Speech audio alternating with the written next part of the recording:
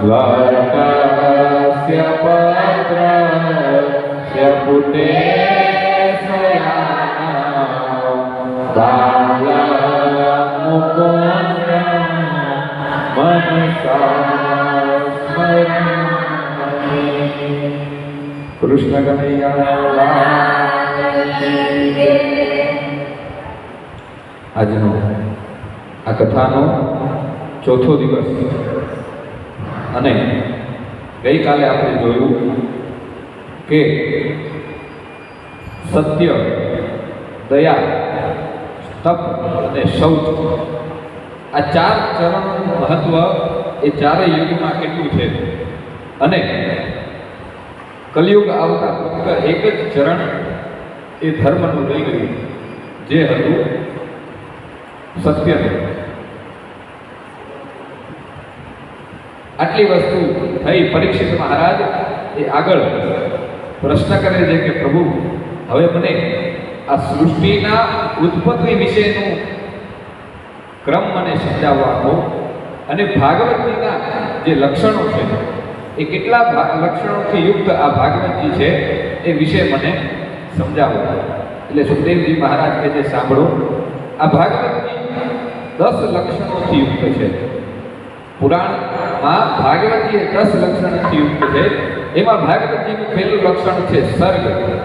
સર્ગનો મતલબ કે જ્યારે ભગવાને સૃષ્ટિની રચના કરી એમાં પંચમહાભૂત શબ્દ એટલે કે અવાજની ઉત્પત્તિ થઈ, ત્યારબાદ તન્માત્રાઓ અને ઇન્દ્રિયોની રચના થઈ. 5 કર્મેન્દ્રિય, 5 જ્ઞાનેન્દ્રિય અને 6ઠું મન. આમ 16 ઇન્દ્રિયોની મૂળ જે રચના થઈ એની માહિતી જે આપેલી છે એને સર્ગ કહેવાય. ત્યારબાદ એનાથી આગળ ભાગવતજીમાં આવે છે વિસર્ગ. ભાગવતજીનું બીજું લક્ષણ છે કે એમાં વિસર્ગ આવે. વિસર્ગ કોને કહેવાય તો કે બ્રહ્માજીએ આટલી વસ્તુઓ રચના, ભગવાને આટલી રચના કરી પછી બીજી રચના બ્રહ્માજીની થઈ અને બ્રહ્માજીને રચના કર્યા પછી બ્રહ્માજીને તપનો આદેશ કર્યો અને બ્રહ્માજી દ્વારા બધું જ જળ ચેતન જગત જે છે એની ઉત્પત્તિ થઈ. એની માહિતી જે આપેલી છે એ માહિતીને વિસર્ગ તરીકે ઓળખાય છે. ત્યારબાદ આ ભાગવતજીનું ત્રીજું લક્ષણ એટલે સ્થિતિ. એટલે એ જે જળ ચેતન વસ્તુઓ ઉત્પન્ન કરી એનું યોગ્ય સ્થાન નિર્ધારિત કરવું અને યોગ્ય સ્થિતિમાં એને લાવવી, એને કહેવાય સ્થિતિ. એટલે જ્યારે ભગવાન નારાયણે બધું ચરાચર જગતની રચના માટેનું કાર્ય બ્રહ્માજીને સોંપ્યું, બ્રહ્માજીએ સમસ્ત લોકાલોકનું નિર્માણ કર્યું, પણ પૃથ્વી જતી રહી હતી રસાતળમાં. એ રસાતળમાંથી બહાર કાઢી અને યોગ્ય બ્રહ્માંડમાં સ્થિત કરી એને કહેવાય સ્થિતિનું કાર્ય. એનાથી આગળ આવે હવે રચના કર્યા પછી એને જીવંત રાખવું એટલે એનું પોષણ કરવું. એ જે પોષણ વિશેની જે ભગવાનની કૃપા છે એના માટે થઈ અને જે પદાર્થોની રચના કરી અને એના માટે જે ક્રિયાઓની રચના કરી એને કહેવાય પોષણ. ત્યારબાદ મનવંતર. આ ભાગવતનું 5મું લક્ષણ છે મનવંતર. એટલે અત્યાર સુધીની જે સૃષ્ટિ હતી એ બ્રહ્માજીની માનસી સૃષ્ટિ હતી, પણ ત્યારબાદ જે મનુ આદિ રાજાઓ, મહારાજાઓ, ઋષિમુનિઓ જે એમના સંતાનો એની વંશાવલી થઈ અને એ લોકોએ જે ધર્મના કાર્ય કરી અને આ સૃષ્ટિને આગળ વધારી એને કહેવાય મનવંતર. ત્યારબાદ આ ભાગવતજીનું 6ઠું લક્ષણ છે ઉતિ. ઉતિનો મતલબ થાય કે આ બધાની રચના કર્યા પછી ભગવાને સૌથી મોટું જે વાસનાઓની રચના કરી અને વાસનાઓની રચના કરી એટલે માણસ કર્મના બંધનમાં બંધાયો. દેવ હોય, મનુષ્ય હોય કે પ્રાણી હોય, એ કર્મના બંધનમાં બંધાયો. એટલે એને 6ઠું લક્ષણ છે એને કહેવાય ઉતિ. ત્યારબાદ 7મું લક્ષણ છે એ ઈશ કલા. ઈશ કલા એટલે કે ભગવાને જે લીલાઓ, વિવિધ લીલાઓ કરી છે, ભગવાને વિવિધ અવતારો ધારણ કર્યા એને કહેવાય ઈશ કથા. ત્યારબાદ 8મું છે નિરોધ. આ બધા જ અવતારોનું કાર્ય પૂર્ણ થઈ જાય ત્યારે ફરીથી બ્રહ્માજી ભગવાનની અંદર સમાઈ જાય અને ભગવાન યોગ નિદ્રામાં સૂઈ જાય. એટલે 8મું લક્ષણ છે નિરોધ. ત્યારબાદ એનાથી આગળ 9મું લક્ષણ છે ભગવાન યોગ નિદ્રામાં સૂઈ જાય અને ભગવાન પણ સાકારમાંથી નિરાકાર સ્વરૂપ રૂપે થઈ જાય એટલે આ સૃષ્ટિમાં કાંઈ વધે નહીં, એને કહેવાય મુક્તિ. અને સૌથી છેલ્લું કે આ જેના આશ્રયે આ બધું જ તત્વ ટકેલું છે, જેનાથી ઉત્પત્તિ થાય છે અને જેનાથી સંહાર થાય છે, એ 10મું લક્ષણ છે એ પરમાત્માનો આશ્રય. આ 10 લક્ષણોથી યુક્ત આ ભાગવત છે. આ ભાગવત જે કોઈ પુરાણમાં આ 10 લક્ષણોની કથા આપેલી હોય એ સર્વ સંપન્ન પુરાણ કહેવાય. એટલે એવા 10 પુરાણ 10 લક્ષણોથી યુક્ત આ શ્રીમદ ભાગવત છે. 10 લક્ષણોની કથાઓ એનું વર્ણન આ શ્રીમદ ભાગવતમાં આપેલું છે. આગળ કહે છે કે પ્રભુ હવે મને આ સૃષ્ટિની રચના કેવી રીતે થઈ, આ વિરાટ પુરુષ કેવી રીતે જન્મ્યો અને એનાથી બ્રહ્માજી કેવી રીતે આવ્યા, બ્રહ્માજીએ જળ ચેતનનું નિર્માણ કેવી કર્યું, સમયનું કાલચક્ર કેવી રીતે નક્કી થયું, આ બધું જ કથાઓ મને તમે જણાવો. એટલે સુખદેવજી કહે છે સાંભળો, જ્યારે ઈશ્વરને એકો હમ બહુશ્યામી એકમાંથી અનેક થવાની ઈચ્છા થઈ ત્યારે સૌથી પહેલો અહંકાર ઉત્પન્ન થયો. અહંકાર માંથી પંચ તન્માત્રાઓ થઈ, પંચ મહાભૂત ઉત્પન્ન થયા, પંચ કર્મેન્દ્રિય, પંચ જ્ઞાનેન્દ્રિય અને 16મું મન ઉત્પન્ન થયું. આટલું જ નક્કી થયું એટલે બ્રહ્માંડનું અંડ ફાડી અને એમાંથી એક વિરાટ પુરુષ નીકળ્યો.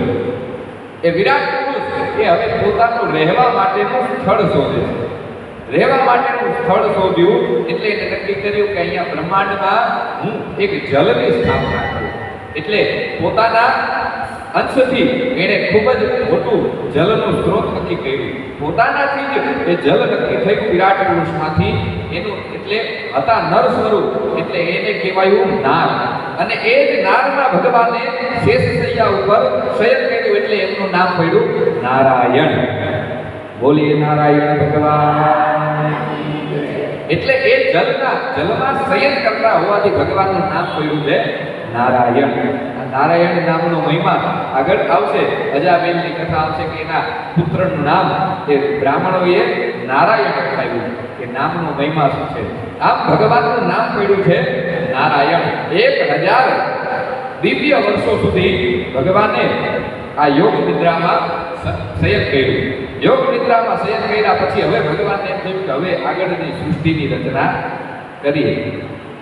ત્યારે સૌથી પહેલું એમની નાભીમાંથી એક કમળ પ્રગટ થયું. અને એ કમળ પ્રગટ થયું એટલે એ કમળની પાંખડીઓ ખુલતા એમાંથી એક દેવનો પ્રાદુર્ભાવ થયો જે 4 મુખ ધરાવતા હતા.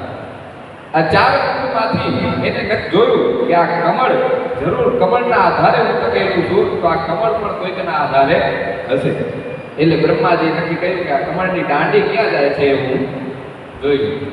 બ્રહ્માજી નીચે ગયા પણ કોઈ અંત મળ્યો નહીં. આખરે થાકી અને વિચાર કર્યો. ત્યાં એમને આકાશવાણી સંભળાય કે તમે તપ કરો. એટલે બ્રહ્માજીએ વિચાર કરી અને ઓમ અક્ષરનું પ્રણવ અક્ષરથી તપ કરે છે. તપ કરતા જ ભગવાનના સાકાર સ્વરૂપના દર્શન થયા. અને એમને કીધું કે હવે તમારે આ સમસ્ત ચરાચર સૃષ્ટિની રચના કરવાની છે. આમ જે જળ ચેતન સૃષ્ટિની રચના કરી એ કહેવાયો બ્રહ્મકલ્પ. જ્યારે બ્રહ્માજીએ સમસ્ત જળ ચેતન સૃષ્ટિની રચના કરી એ કહેવાયો બ્રહ્મકલ્પ. ત્યારબાદ એમણે ચરાચર સૃષ્ટિમાં ચૈતન્ય પૂર્યો.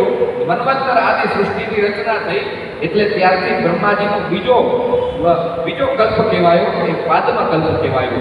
ભાગવતજીની કથા એ પાદ્મકલ્પમાં લખાયેલી કથા છે. શિવ મહાપુરાણની કથા એ મહાકાલ કલ્પમાં લખાયેલી કથા છે. દેવી ભાગવતની કથા એ સારસ્વત કલ્પમાં લખાયેલી કથા છે. દરેક કલ્પના વેદવ્યાસથી અલગ અલગ છે. આ જે પાદ્મકલ્પમાં જેણે આ ભાગવત લખી છે એના વેદવ્યાસ છે કૃષ્ણ દ્વૈપાયન વેદવ્યાસ. એટલે આ પાદ્મકલ્પમાં આગળ આ ચરિત્રો ભગવાનના બધા થઈ ગયા.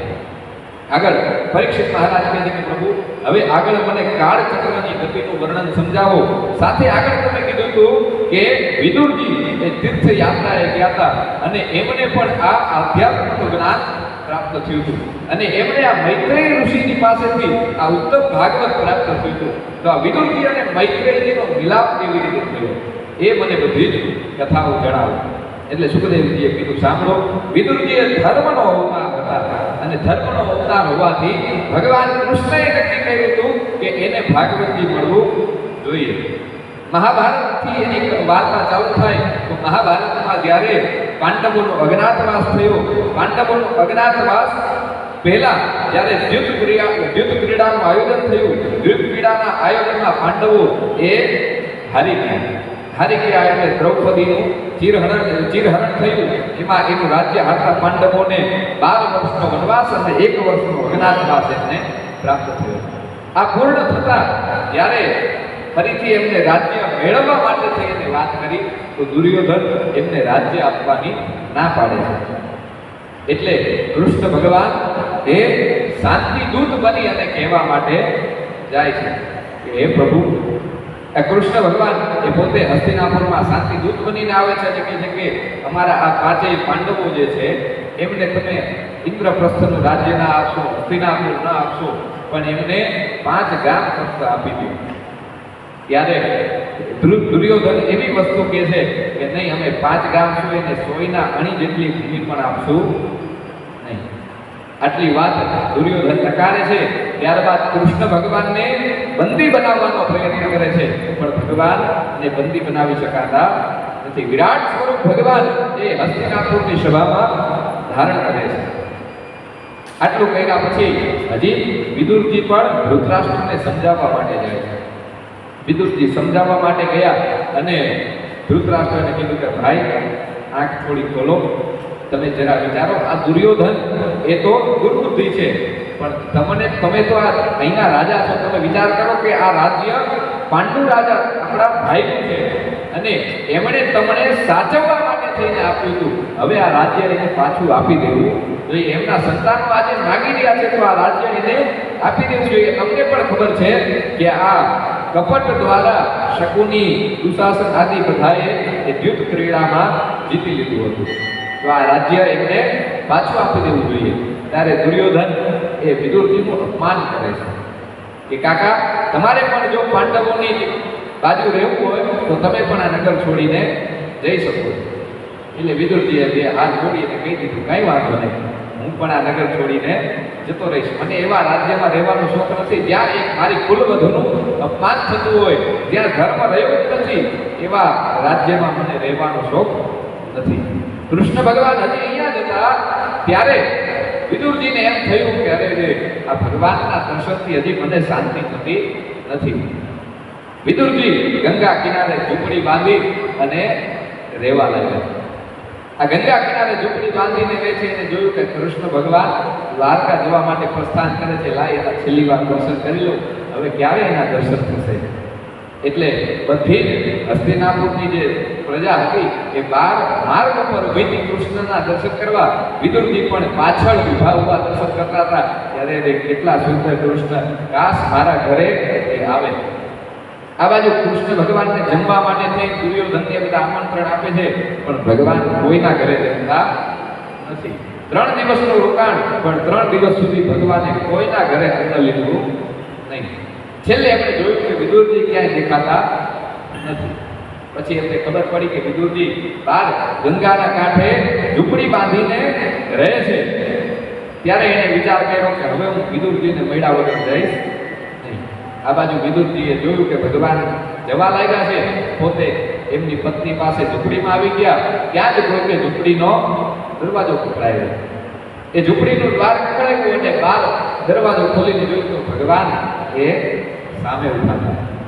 અરે રે કાકાશ્રી, તમને મળ્યા વગર હું જાતો હોઈશ. વિદુરજીએ કીધું કે આવો આવો ભગવાન, મારી ઝૂંપડી તમે ક્યાંથી, મને આવા દર્શનનો લાભ ક્યાંથી? બેસાડી અને કહે છે કે કાકાશ્રી, હું તો અહીં આવ્યો 3 દિવસનો ભૂખ્યો છું. અરે રે દુર્યોધનના આટલા સુંદર 56 ભોગ, આ હસ્તિનાપુરમાં 56 ભોગ તમને જમવા ના આવ્યા? તો કે 56 ભોગ એ મારા માટે નકામા, આ બધું એમનું ભોજન ખાઈને જાઓ. ભીષ્મ, દ્રોણાચાર્ય, આમની બુદ્ધિ બગડી છે, મારે મારી બુદ્ધિ બગાડવી નથી. એટલે એના મેવા ત્યાગીને હું તો એક સાચા હૃદયના વિદુરના ઘરે થઈને હું જમવા માટે આવ્યો છું. વિદુરજીએ એમના પત્નીને કીધું કે અરે રે હે શું પડ્યું છે જમવામાં? આ કૃષ્ણ ભગવાન ભોજન માટે થઈને આપણા ઘરે પધાર્યા છે. ભગવાને નિર્ધાર કર્યો કે આજ તો ગમે એમ કરી અને વિદુરના ઘરે પ્રસાદ લઈને જવું, એના દુઃખને દૂર કરવા. હાલો ને વિદુર ઘેર જાય ઉદ્ધવજી, હાલો વિદુર ઘેર જાય,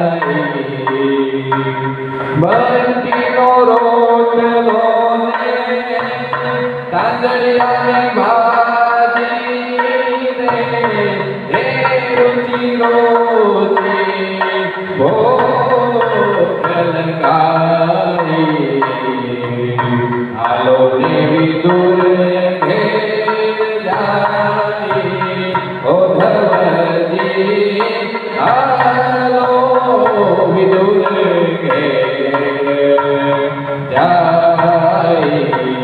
ભગવાને 56 ભોગ મૂકી અને વિદુરજીના ઘેરે શું ખાધું તો કે રોટલો અને તાંદરિયાની ભાજી. એ સુંદર મજાની તાજી ઊંચા ઊંચા મહેલનો ત્યાગ કરી અને ભગવાન એક નાની ઝૂંપડીમાં બેસી અને સુંદર મજાની વિદુરજીની ભાજી ત્યાં જમે છે. એ ભગવાનનો ભાવ કેટલો સુંદર કે મારા માટે ધન વૈભવ કઈ મહત્વનો નથી, મારા માટે શુદ્ધ હૃદયથી જે મને યાદ કરે એની ઝૂંપડીએ પણ દોડીને જતો હતો.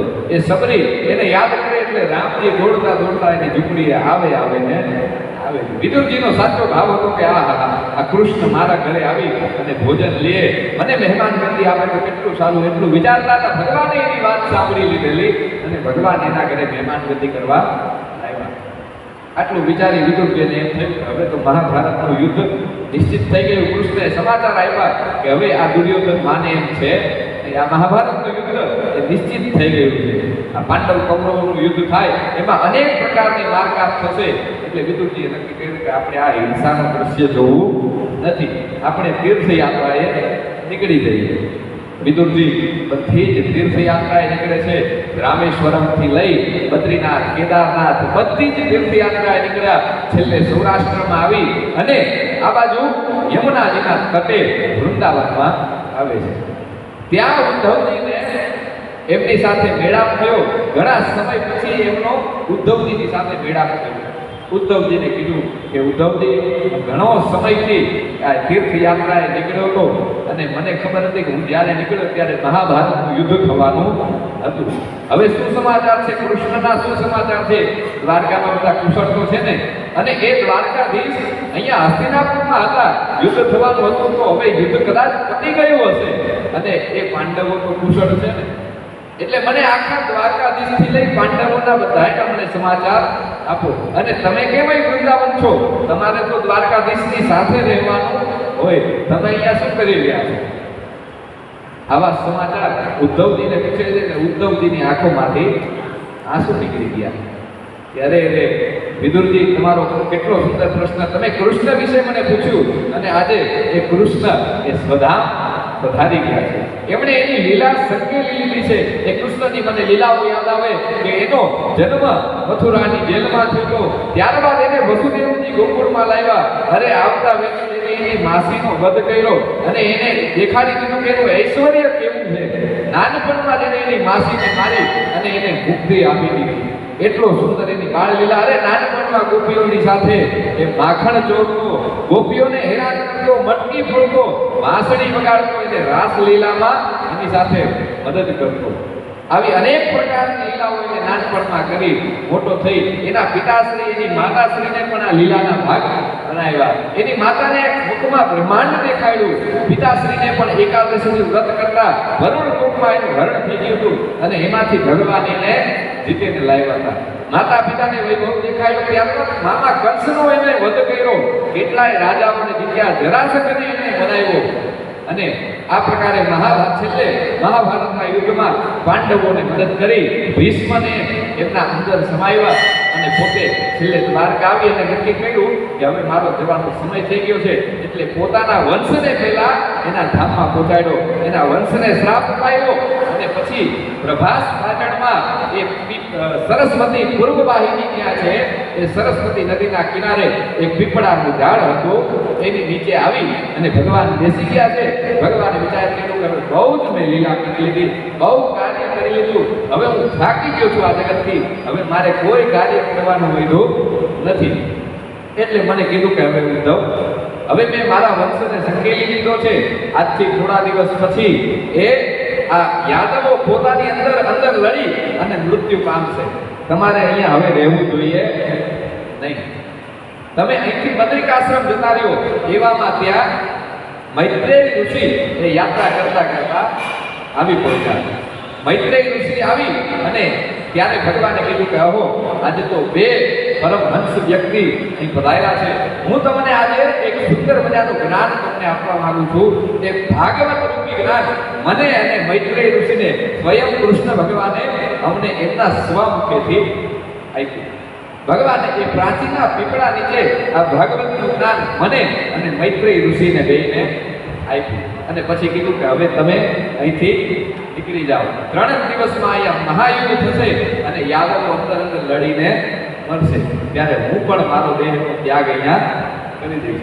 ભગવાન એ જ સમયે આરામ કરવા માટે થઈ પ્રાચીના પીપળે બેઠા છે.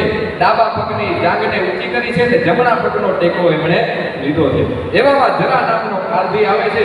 એને લાગ્યું કે અહીંયા કોઈ હરણ બેઠું છે. બાણ છોડે છે અને એ બાણ સીધું નખને વીંધતું ભગવાનના હૃદયમાં લાગે છે. અને ભગવાન ત્યાં પોતાનો દેહ છોડવા માટેની તૈયારી કરે.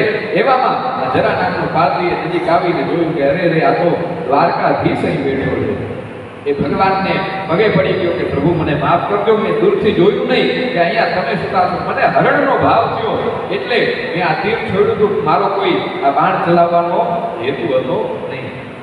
ભગવાને કીધું કે કારધી, તું જરાય ચિંતા ના કરીશ. આ બધું જ મેં નક્કી કરેલું હોય ત્યારે થાય. પૂર્વનું બેલેન્સ મેં અત્યારે કરી દીધું. પૂર્વનું લેણું તારી સાથે હતું, મેં અત્યારે પૂરું કર્યું. મેં વગર વાકે પૂર્વ રાવણ જન્મમાં મેં તને વાલી તરીકે તારું મૃત્યુ તારો વધ કર્યો હતો અને એનું ચૂકવણું અત્યારે મારે કરવું પડ્યું. રામ જન્મમાં વાલી અને સુગ્રીવ બે ભાઈ હતા. ત્યારે વાલી છેલ્લે મરતા કહે છે, પ્રભુ મારો કયો વાંક હતો જેના કારણે થઈ અને તમે મારા ઉપર આ બાણ ચડાવ્યું. તમે મારો અપરાધી તો આ સુગ્રીવ હતો. તમે સુગ્રીવને મદદ કરી. મેં તમારો તો કોઈ અપરાધ કર્યો હોય તો તમે વગર અપરાધે મારા ઉપર બાણ ચડાવ્યું છે. પણ છતાંય એ પ્રભુ તમારા હાથે મારું મૃત્યુ થયું છે એટલે મારો મોક્ષ થશે. પણ એનું ચૂકવણું તો મારે કરવું પડે. મનુષ્ય લોકમાં જે કાંઈ પણ કર્મ સામાન્ય મનુષ્યને લાગે એ કર્મના બંધન મને અહીંયા લાગવું પડે. ભગવાને આટલી વાત કરી અને પારઘી પણ ત્યાંથી જતો રહ્યો. ભગવાને પોતાના દેહનો ત્યાગ કર્યો અને આ બાજુ એમની અંત્યેષ્ટિ ક્રિયા કરી અને પછી અર્જુનને પણ સાથે રાખ્યા. એમની અંત્યેષ્ટિ ક્રિયા વખતે ઉદ્ધવજી અર્જુનને સાથે રાખે છે અને એમની અંત્યેષ્ટિ ક્રિયા ત્યાંથી થોડી દૂર આપણે બધા ગયા હતા. ત્યાં મૂળ દ્વારકા નામનું સ્થાનક છે. કોડીનાર પાસે દરિયા કિનારે મૂળ દ્વારકા નામનું સ્થાનક છે. ત્યાં ભગવાનનો અંત્યેષ્ટિ સંસ્કાર કર્યો. ભગવાનને 3 વાગે છે. ત્યારબાદ ભગવાન સોમનાથ પ્રભાસ પાટણ સોમનાથ મહાદેવના દર્શન કરે. દર્શન કર્યા પછી ત્યાંથી ઉદ્ધવજીને કહે છે કે હવે મને આ જગ્યાએ લઈ જાઓ. મારાથી દરિયા કિનારે મારા દેહનો ત્યાગ કરવો છે. એટલે એ જગ્યા હાલમાં પણ મૂળ દ્વારકા તરીકે પ્રખ્યાત છે. ત્યાં ભગવાને દેહનો ત્યાગ કર્યો હતો અને ત્યાં અંત્યેષ્ટિ કરી હતી. ભગવાનનો અગ્નિદાહ સંસ્કાર કર્યો પણ ભગવાનનું હૃદય બળ્યું નહોતું. અને એ હૃદયે પછી અર્જુનને વિચાર કર્યો કે આ શું કરવું. હૃદયને દરિયામાં તરતું મૂકી દીધું.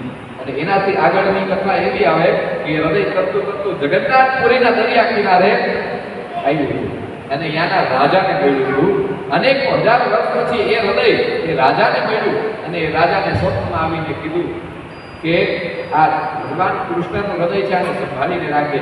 રાજાએ જગન્નાથના 3 મૂર્તિઓનું નિર્માણ કરાવે છે. કે મૂર્તિઓના નિર્માણ માટે પણ એને કીધું કે દરિયામાં લાકડું તરતું આવશે અને એ લાકડું તારે લઈ આવવાનું. અને પછી એક થોડા દિવસ રહી અને એક સુથાર આવશે, એને કહેવાનું મૂર્તિકાર બનાવશે. એ જ્યારે મૂર્તિ બનાવે ત્યારે અંદર કોઈએ જવાનું નથી.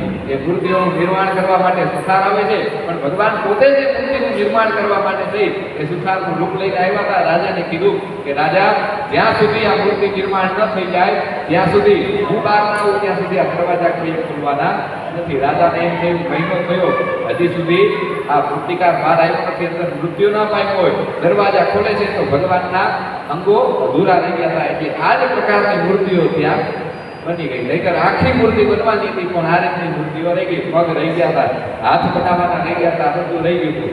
અને એ જ અંદર ભગવાન હૃદય ઉતરાયું. આજની તારીખે જગન્નાથ ભગવાનની મૂર્તિમાં એ ભગવાનનું હૃદય છે. દર 12 વર્ષે મૂર્તિઓ બદલાય છે. એ જ રીતે લાકડું તત્વ આવે છે અને એમાંથી મૂર્તિઓ બનાવવામાં આવે, આખા જગન્નાથપુરીમાં અંધારું કરવામાં આવે અને બ્રહ્મ પદાર્થને પછી ત્યાંના પૂજારીશ્રી આંખે પાટા બાંધી અને બદલે છે. આવું આ જગન્નાથપુરીમાં આ હૃદયનો મહિમા છે. એટલે કહેવાય કે કળિયુગનું કોઈ ધામ હોય જ્યાં કૃષ્ણ હાજર હોય એ જગન્નાથપુરી છે. કળિયુગમાં તમે દ્વારકા ન જાઓ, બદ્રીનાથ ન જાઓ, કોઈ કન્યાકુમારી ન જાઓ, કેદારનાથ ન જાઓ, પણ જગન્નાથપુરી અવશ્ય જવું જોઈએ ને જવું જોઈએ. કળિયુગનું ધામ હોય તો એ જગન્નાથપુરી છે. સતયુગનું ધામ બદ્રીનાથ છે. ત્રેતાનું ધામ એ દ્વારકાપુરી છે. દ્વાપરનું ધામ એ કન્યાકુમારી છે, રામેશ્વરમ છે. અને કલિયુગનું જો કોઈ હોય તો એ જગન્નાથપુરી છે. કલિયુગમાં ભગવાન જગન્નાથના દર્શન અવશ્ય કરવા જોઈએ. આવો એનો યુગનો મહિમા છે. એટલે ત્યારબાદ ભગવાને લીલા ઉકેલી અને ભગવાન ઉત્તર ધ્યાન થયા. આ બાજુ વિદુરજી પ્રશ્ન કરે છે કે હવે મારે આ ભાગવત જ્ઞાન સાંભળવું હોય તો ક્યાંથી મેળવવું? એટલે ઉદ્ધવજીએ કીધું કે મારે તો અહીંથી મને બદ્રીનાથ જવાની ભગવાને આજ્ઞા કરી છે, પણ તમે આ યમુના તટેથી અહીંથી જાઓ ગંગાજીના કિનારે હરિદ્વારમાં મૈત્રેય ઋષિ મળશે અને એ મૈત્રેય ઋષિ તમને આ ભાગવત રૂપી જ્ઞાન આપશે. એટલે વિદુરજી પોતે આ ભાગવતજીનું જ્ઞાન લેવા માટે થઈ અને ગંગાજીના કિનારે હરિદ્વારમાં આવે છે. ગંગાજીના કિનારે આવી અને મૈત્રેય ઋષિને પ્રણામ કર્યા. મૈત્રેય ઋષિને પ્રશ્ન કર્યા કે હે ગુરુદેવ, તમે બે ખરેખર અહો ભાગ્ય છો કે તમને આ ભાગવતજીનું જ્ઞાન પ્રાપ્ત થયું. મને એ નથી ખબર પડતી ગુરુદેવ કે આ ભગવાને સમસ્ત યદુવંશીઓનો નાશ કરી દીધો, પણ આ ઉદ્ધવજીને ભાગવતજીનું જ્ઞાન કેમ આવ્યું? ઉદ્ધવજી પણ યદુવંશમાં હતા તો એને જ કેમ જીવતા રાખ્યા અને એને ભાગવતજીનું જ્ઞાન કેમ આવ્યું? એટલે મૈત્રેયજી કહે છે કે સાંભળો વિદુરજી, ઉદ્ધવજી એ ભગવાનનો જ એક અંશ હતો જે ગૌલોકમાંથી રાધાજીના શ્રાપવશ પૃથ્વી ઉપર આવે અને એ ભગવાનના અંશમાં ભગવાનની દરેક લીલાઓમાં ઉદ્ધવજી એમની સાથે હતા. ભગવાને એને યોગ્ય વ્યક્તિ ગણ્યા. એટલે છેલ્લી ઘડીએ એ ભાગવતજીનું જ્ઞાન આપે છે. આટલું કરી અને વિદુરજીએ પણ પ્રશ્ન કર્યો કે હે પ્રભુ, હે મૈત્રેય ઋષિ, હવે મને ભગવાનની અવતાર લીલાઓ એ બધી જ અવતાર લીલાઓ વિશે મને જણાવો કે ભગવાને કયા કયા અવતારી કાર્ય કર્યા અને અવતારી કાર્ય કર્યા પછી એમણે આ સૃષ્ટિની રચના, એનું કાલચક્ર કેવી રીતે સ્થાપિત થયું એ વિશે બધું જ મને જણાવો. એટલે મૈત્રેયજી કહે છે કે હવે સાંભળો, હવે હું તમને કાલચક્રના વર્ણન વિશે જણાવું કે સૌથી પહેલા જ્યારે વિરાટ પુરુષે બ્રહ્માજીની રચના કરી ત્યારે બ્રહ્માજીનો જન્મ થયો એટલે બ્રહ્માજીને આજ્ઞા કરી કે તમારે સત દ્વારા સમસ્ત જળ ચેતન સૃષ્ટિની રચના કરવાની. એટલે બ્રહ્માજીએ સૌથી પહેલા એનો મહત્તત્વ અને અહંકાર દ્વારા જે 3 ગુણો હતા, ફક્ત સત્વગુણ હતો, એ સત્વગુણના 3 ભાગ કર્યા. સત્વ, રજ અને તમ. આ 3 ગુણની સ્થાપના થઈ. એમાંથી 3 દેવો થયા, બ્રહ્મા, વિષ્ણુ અને મહેશ, રુદ્ર. આ 3 દેવો થયા. ત્યારબાદ અહંકાર દ્વારા પૃથ્વી, પંચભૂત, જ્ઞાનેન્દ્રિય અને કર્મેન્દ્રિયની રચના થઈ. ત્યારબાદ એનાથી આગળ ભૂત સર્ગ આવ્યો. એમાં તન્માત્રાઓ એટલે જે આપણે બોલી નતા શકતા અત્યાર સુધી શૂન્ય હતું અને શૂન્યમાંથી ક, ખ, ગ, ઘ, ચ, છ, જ, ક થી જ્ઞ સુધી અને અ થી અહ સુધી આ બધી તન્માત્રાઓની રચના ભગવાને શબ્દ સૃષ્ટિની રચના કરી. ત્યારબાદ એનાથી આગળ આ બધું જ સમજવા માટે થઈ અને બ્રહ્માજીએ ઇન્દ્રિયોની રચના કરી કે આ બધું જ ભોગવવા માટે, એની અનુભૂતિ કરવા માટે થઈ ભગવાને કર્મેન્દ્રિય, જ્ઞાનેન્દ્રિય, આંખ, કાન, નાક, હાથ, પગ આ બધા જ રૂપી શરીરની રચના કરી. આ શરીર બ્રહ્માંડનું સ્વરૂપ છે એટલું યાદ રાખવું. પિંડેશો બ્રહ્માંડે, આ શાસ્ત્રનું વચન છે, જે બ્રહ્માંડમાં છે એ બધું જ આપણા શરીરમાં રહેલું છે. ઇન્દ્રિયોની રચના કર્યા બાદ ઇન્દ્રિયોના અધિષ્ઠાતા દેવોની રચના ભગવાને કરી. ત્યારબાદ એનાથી ઉપર છઠ્ઠી રચના જે કરી અવિદ્યાની રચના કરી. સૌથી પહેલી બ્રહ્માજીએ રચના શેની કરી? અવિદ્યાની. કે માણસ અજ્ઞાની એની પાછળ અકાર્યો ન કરવાના કાર્યો કરે એવી રચના બ્રહ્માજીએ કરી. ત્યારબાદ સાતમી રચના છે એ વનસ્પતિઓની રચના છે. બ્રહ્માજીએ સાતમી રચના વનસ્પતિની કરી, આઠમી રચના સમસ્ત પશુ પક્ષીઓની કરી, નવમી રચના એ મનુષ્યોની કરી અને દસમી રચના એ સમસ્ત દેવો, પિતૃઓ, અસુરો, ગંધર્વ, ભૂત, પ્રેત, પિશાચ અને કિન્નરોની કરી. આટલી રચના બ્રહ્માજીએ કરી. હવે એનાથી આગળ આ વિદુરજી મૈત્રેયજીને પ્રશ્ન કરે છે, પ્રભુ આ બધું જ થયું પણ આ બધું ચલાયમાન કેવી રીતે થયું? પૃથ્વી ઉપર સમયની ગણના કેવી રીતે થઈ? એટલે કહેવાય કે જે સૂક્ષ્મથી પણ સૂક્ષ્મ છે એવા સૌથી પહેલા જેનાથી દરેક વસ્તુઓ જોડાયેલી છે, જેને નરી આંખે જોઈ શકાતું નથી, એવા સૌથી પહેલા પરમાણુની રચના ભગવાને કરી. અને પરમાણુનો આગળ હવે આ કાલચક્રને જોજો કેટલું સુંદર કાલચક્ર અહીંયા આપણા ભાગવતમાં આપેલું છે કે આમાં લોકો સાયન્સની વાહવાઈ, વિજ્ઞાનની વાહવાઈ કરે છે, પણ આપણા ભાગવત પુરાણે હજારો વર્ષ પહેલા આપણા ઋષિમુનિઓ કેટલા સુંદર હતા, આપણું ધર્મશાસ્ત્ર કેટલું આગળ છે. એ કાલચક્ર આ ભાગવતજીમાં કેટલું સુંદર આવ્યું છે. નાનામાં નાના પરમાણુથી એની શરૂઆત થાય છે, જેને દરી આંખે જોઈ શકાતું નથી. એક પરમાણુ એવા બે પરમાણુ ભેગા થાય એને કહેવાય અણુ. હવે એવા ત્રણ અણુ ભેગા થાય એને કહેવાય ત્રસરેણુ. જોજો આપણું કાલચક્ર આવતો છે કે દેવોના આયુષ્ય શું કે દેવોનું આયુષ્ય કેટલું. આ ત્રસરેણુ એ એક સૂર્યના કિરણને પૃથ્વી ઉપર પહોંચતા એક ત્રસરેણુનો સમય લાગે. સૂર્યના કિરણને પૃથ્વી ઉપર પહોંચતા એક ત્રસરેણુનો સમય લાગે. હવે એવા સૂર્યના આ ત્રસરેણુને ત્રુટિ પણ કહેવાય અને એવી ત્રુટિને 100 ગુણ્યા સમય કરો એટલે એને એક વેદ કહેવાય.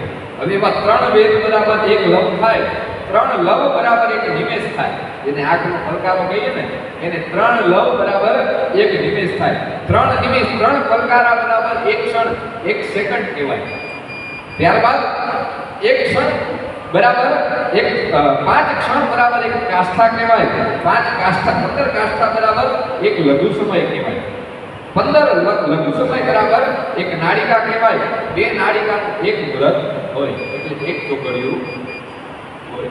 એને કહેવાય કે લગભગ 1.5 કલાક કે 1.5 કલાકની આસપાસનું હોય. એને એક મુહૂર્ત એ 15 લઘુનું 2 નાડિકાનું એક મુહૂર્ત હોય. વધઘટ કરતા 6-7 નાડિકાનું એક પ્રહર થાય. એટલે કહેવાય ને કે 4 પ્રહર દિવસના હોય, 4 પ્રહર રાતના હોય. એ 2-2.5 કલાકના પ્રહર કરો એટલે 4 કરીને 12 કલાકનો દિવસ, 12 કલાકની રાત્રિ, 3 કલાકનો લગભગ એક પ્રહર હોય. એટલે એવા 6 થી 7 નાડિકાનો એક પ્રહર થાય. ત્યારબાદ એવા 4 પ્રહરનો દિવસ અને 4 પ્રહરની રાત્રિ, એવા 7 દિવસ થાય એને સપ્તાહ કહેવાય અને એવા 15 દિવસ થાય એને એક પક્ષ કહેવાય. એ પક્ષ બે છે, શુક્લ પક્ષ અને કૃષ્ણ પક્ષ. અને બે પક્ષને ભેગા કરીએ એટલે એક માસ થાય. આખી કાલચક્ર આવે જો વ્યાકરણ બહુ ઊંડું ગણિત છે, થોડી કંટાળાજનક છે પણ આ બહુ મોટું વિજ્ઞાન છે. એ બે પક્ષ ભેગા થાય એટલે એક માસ કહીએ. એવા બે માસની એક ઋતુ હોય. હેમંત, શિશિર, વસંત, વર્ષા આવી 6 ઋતુ છે. એટલે દર 2 માસની એક ઋતુ. 6 મહિનાનો એક અયન હોય એટલે દક્ષિણાયન અને ઉત્તરાયન. આમાં એક જ જગ્યા એવી છે જ્યાં દક્ષિણાયન થતો નથી. આ વિશ્વભર આખા બ્રહ્માંડમાં એવું કહેવાય કે માણસનું ઉત્તરાયણમાં મૃત્યુ થાય ને એ સર્વશ્રેષ્ઠ ગણાય. એના માટે થઈને કાશી નગરીને શ્રેષ્ઠ ગણવામાં આવી છે. કાશી નગરી વિશે શાસ્ત્રોમાં લખ્યું ત્યાં દક્ષિણાયન થતો નથી, ત્યાં ઉત્તરાયણ જ હંમેશા રહે છે. એટલે કાશીને મુક્તિદાયીની નગરી કીધી છે. ત્યાં કોઈ દિવસ દક્ષિણાયન થતો નથી. સૂર્ય હંમેશા ઉત્તરાયણથી જ એની ઉપર પ્રકાશ નાખે છે. એટલે આવા બે અયન, એક અયન હવે 6 મહિનાનો એક અયન હોય. એવો એક અયન એટલે દેવોનો એક દિવસ. 6 મહિને દેવોનો એક દિવસ થાય, 6 મહિનાની એક રાત્રિ. એટલે દેવોનો એક દિવસ ને રાત્રિ બરાબર આપણું એક વર્ષ પૂરું થાય. એનાથી આગળ તો કે મનુષ્યનું આયુષ્ય કેટલું નક્કી કર્યું? 100 વર્ષનું આવું મનુષ્યનું આયુષ્ય છે. હવે એવામાં પણ એનાથી આગળ આવા મનુષ્યના લાખો વર્ષ ભેગા થાય, એમાં કીધું કે 5 લાખ વર્ષનો, આવા મનુષ્યના 5 લાખ વર્ષનો એક કલયુગ છે. એનાથી 2 ગણા જોઈએ તો એનાથી દ્વાપર, એનાથી 3 ગણા ત્રેતા, અને એનાથી 4 ગણા 20 લાખ વર્ષનો સતયુગ છે. આવું એક ચતુર્યુગી ચક્ર ભેગું થાય. આ ચતુર્યુગનું એક ચક્ર ભેગું થાય એટલે બ્રહ્માજીનો એક દિવસ થાય. આ ચતુર્યુગનું એક ચક્ર બરાબર બ્રહ્માજીનો એક દિવસ. બીજું ચતુર્યુગનું એક ચક્ર એટલો સમયગાળો બનો એટલે બ્રહ્માજીની એક રાત્રિ થાય. એ રાત્રિમાં કોઈ સૃષ્ટિ હોતી નથી. એ રાત્રિ પૂર્ણ થતા સવાર પડે, દિવસ ઉગે એટલે બ્રહ્માજી ફરીથી સૃષ્ટિની રચના કરે.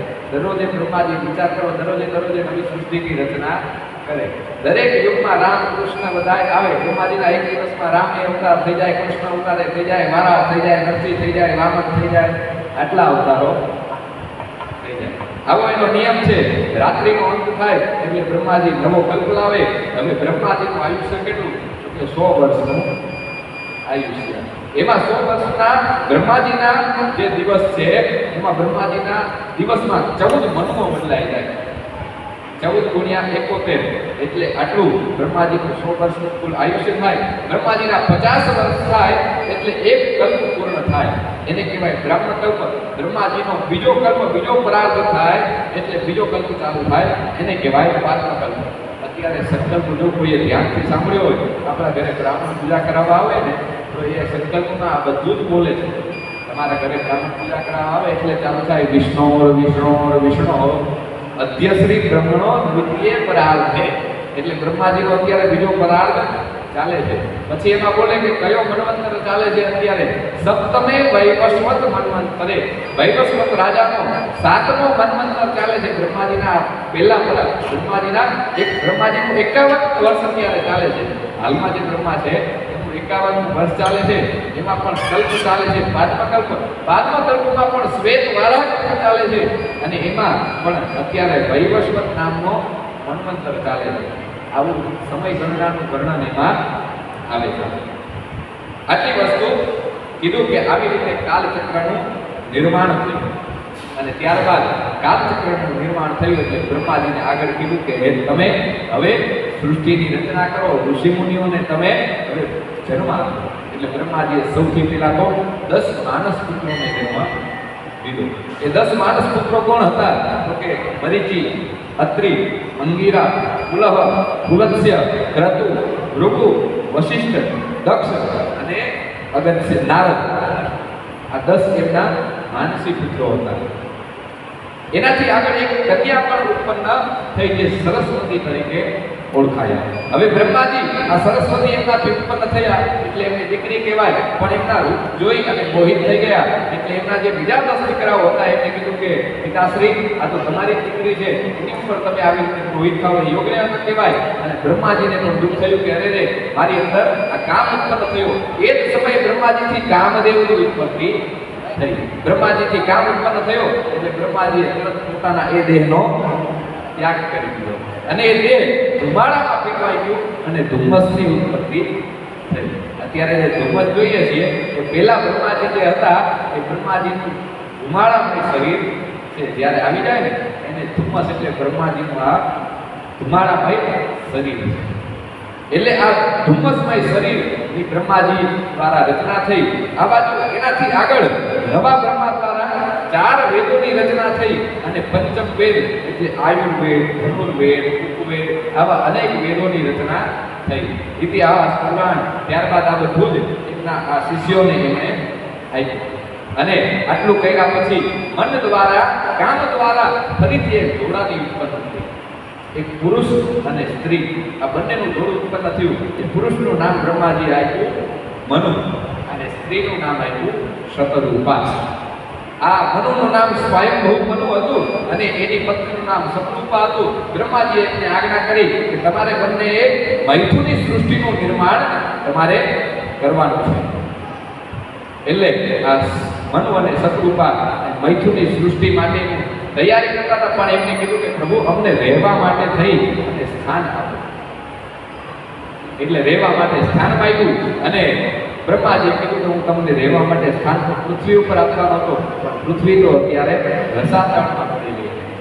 એટલે એને રસાતળમાંથી બહાર લાવવી પડશે. હું તો આ બધા લોકના નિર્માણમાં પડ્યો હતો, પણ ક્યારે કોઈક દાનવ એને રસાતળમાં લઈ ગયો એ ખબર પડી નહીં. એટલે હવે જેણે મારી રચના કરી છે એની મારે પ્રાર્થના કરવી પડશે. બ્રહ્માજીએ સમસ્ત દેવોને સાથે લીધા.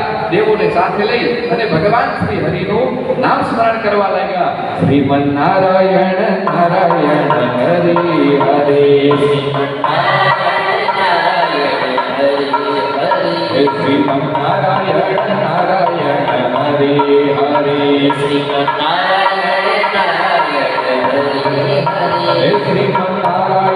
નારાયણ હરે હરે, શ્રીમન નારાયણ નારાયણ હરે હરે, શ્રીમન નારાયણ નારાયણ હરે હરે, શ્રીમન શ્રીમન નારાયણ નારાયણ હરે હરે,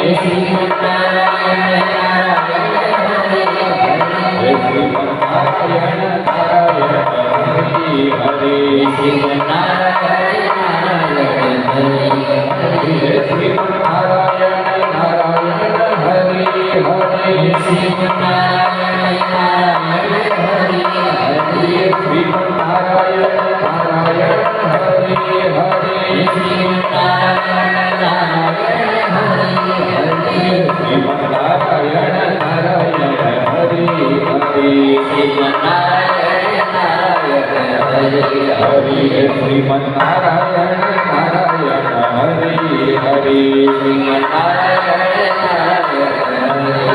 લક્ષ્મી નારાયણ નારાયણ હરે હરે, લક્ષ્મી નારાયણ નારાયણ હરે હરે, લક્ષ્મી નારાયણ નારાયણ હરે હરે, લક્ષ્મી નારાયણ નારાયણ હરે હરે, સૂર્ય નારાયણ નારાયણ હરે હરે, સૂર્ય નારાયણ નારાયણ હરે હરે, સૂર્ય નારાયણ નારાયણ હરે હરે, સૂર્ય નારાયણ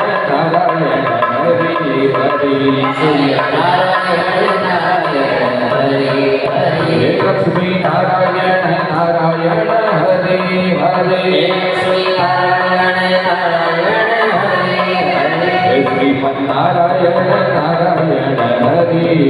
હરે, શ્રીમન નારાયણ નારાયણ હરે હરે, શ્રીમન નારાયણ નારાયણ હરે હરે, શ્રીમન નારાયણ નારાયણ હરે હરે, શ્રીમન નારાયણ નારાયણ હરે હરે, શ્રીમન નારાયણ નારાયણ હરે હરે.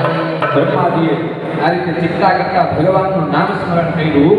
ત્યાં તો એક અંગૂઠા જેવું એક પ્રાણી એમના નાકમાંથી નીકળ્યું. નાકના મેળમાંથી એક પ્રાણી પ્રગટ થયું. જોત જોતામાં મહાભયંકર થઈ ગયું. મહાભયંકર એમનું સ્વરૂપ કેવું હતું તો કે વારાહ જેવું એમનું મુખ હતું, ભૂંડ જેવું એમનું મુખ. એમના મુખમાંથી બે મોટા દંતસૂળ હતા. એમના આજાન બાહુ હતા, બહુ મોટા ભુજ હતા અને એમની વક્ષ સ્થળમાં સુંદર મજાની માળા શોભિત હતી. હાથમાં ગદા હતી અને એ પૃથ્વીને ચીરતા ચીરતા એ પાતાળમાં ગયા. રસાતળમાં જઈ અને ગંધર્વ દ્વારા એને પૃથ્વી દેવીને શોધી લીધા. શોધી અને એમના સિંહ પર સ્થાપિત કરી અને રસાતળમાંથી બહાર લાવ્યા. બહાર લાવ્યા એટલે પેલો દાનવ હિરણ્યાક્ષ, એ હિરણ્યાક્ષ નામનો દાનવ એ તરત જ એને ખબર પડી કે અરે રે આ તો કોઈ પશુ એ આવી અને પૃથ્વી દેવીને બહાર લઈ જઈ રહ્યું છે. અને બહાર લઈ જતા એને ખબર પડી કે અરે રે આ તો વિષ્ણુ પોતે જ એ આ પશુનું રૂપ લઈને આવ્યા હોય એવું લાગે છે. એને એના અંગ પર ઉર્ધ્વ પુંડ જોયા, વજ્ર ગદા પદ્મ આ બધી જ આકૃતિઓ એ નારાયણના અંગ ઉપર જોઈ. એમનું આકાર થી બ્રહ્માજીને પણ ખબર પડી કે અરે રે આ તો સ્વયં ભગવાન વિષ્ણુ છે, જે ભૂંડનું રૂપ લઈ અને વારાહનું રૂપ લઈને આવ્યા છે. બોલીએ વારાહ નારાયણ ભગવાન આ વારાહ નારાયણે એ હિરણ્યાક્ષની સાથે ભયંકર યુદ્ધ કર્યું અને હિરણ્યાક્ષને નિર્વાણ થયું. હિરણ્યાક્ષને વધ કરી અને પૃથ્વીને આ ચરાચરની ગતિમાં એને સ્થાપિત કરી અને મનુષ્યરૂપાને કીધું કે હવે આ પૃથ્વી ઉપર તમે તમારું રાજ્ય કરો. ફરીથી જ્યારે આ મનવંતરનો જ્યારે પૂર્ણતાનો વારો આવશે, પ્રલય આવશે, ત્યારે આ નારાયણ તમને મદદ થવા માટે થઈને આવશે. એટલે હવે આ વિદુરજી કહે છે કે પ્રભુ ગુરુદેવ મૈત્રેયજી હવે મને આ સ્વયંભૂ મનુ અને શત્રુપાઓના વંશ વિશેની માહિતી મને આપો. એટલે મનુ અને શત્રુપા વિશે કહ્યું છે કે મનુ અને શત્રુપાઓને 3 દીકરી થઈ, પેલા એના વંશ વિશે હું તમને કહી દઉં. એક હતી આકૃતિ, એક હતી પ્રસૂતિ અને એક હતી દેવહૂતિ. હવે દેવહૂતિના લગ્ન એક કર્દમ ઋષિની સાથે થયા. આ કર્દમ ઋષિની કથા વિશે મને જણાવો એવો વિદુરજી પ્રશ્ન કરે છે કે આ કર્દમ કોણ હતા. એટલે આ કર્દમ વિશેની કથા જણાવે છે કે કર્દમ એ સ્વયં નારાયણના અંશરૂપ જ ઋષિ હતા. એને વિચાર કર્યો કે મારે પુત્ર હોય તો કેટલું સારું કે મારા વંશનો આગળ વૃદ્ધિ કરાવે અને મારા પિતૃઓ એ ઊંધે માથે લટકે છે તો એની પણ મુક્તિ થાય. એટલે એના પિતૃઓએ એને કીધું હતું કે તમારે હવે વિવાહ કરવાના છે, પુત્ર તું વિવાહ કરી લે, તારા દ્વારા જે સંતાન થશે એ પિંડદાન કરશે તો આપણી પેઢી કરશે. એટલે આ કર્દમ ઋષિએ વિચાર કર્યો કે અરે રે વિવાહ કરું, પણ વિવાહ કર્યા પછી હું આ જગત છોડીને જતો રહીશ. મારે સંતાન થાય એટલે હું આ જગત છોડીને જતો રહીશ. માતા દેવહૂતિની સાથે વિવાહ કરે છે.